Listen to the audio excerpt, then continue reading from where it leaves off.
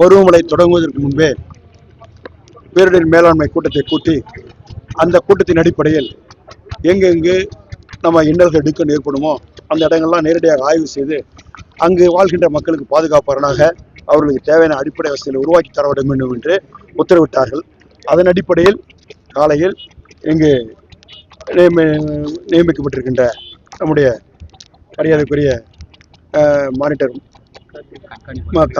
Karthik IAS அவர்களும் மாவட்ட ஆட்சித் தலைவர் நம்முடைய பஞ்சாப் ஐஏஎஸ் அவர்களும் அதே சட்டமன்ற உறுப்பினர்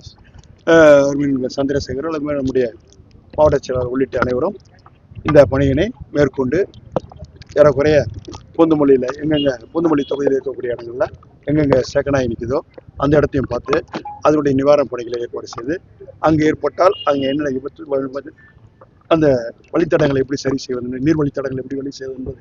ஆய்வு செய்து அதற்கு பிறகு ஈசா ஏரிக்கு வந்து ஈசா ஏரி அங்கே இருக்கக்கூடிய பணிகளை நேரடியாக ஆய்வு கண்டு அதை எப்படிலாம் மழை பெய்தால் கடுமழை இருக்கும் பட்சத்தில் எப்படிலாம் கொண்டு போகணும், நீர்வழி எப்படி கொண்டு போகணும்னு சொல்லி அதையும் ஆய்வு செய்து அதற்கான முன்னேற்பாடு செய்து அதற்கு பிறகு இங்கே முகத்தோராட்டத்துக்கும் இங்கே ஆய்வு செய்திருக்கின்றோம்.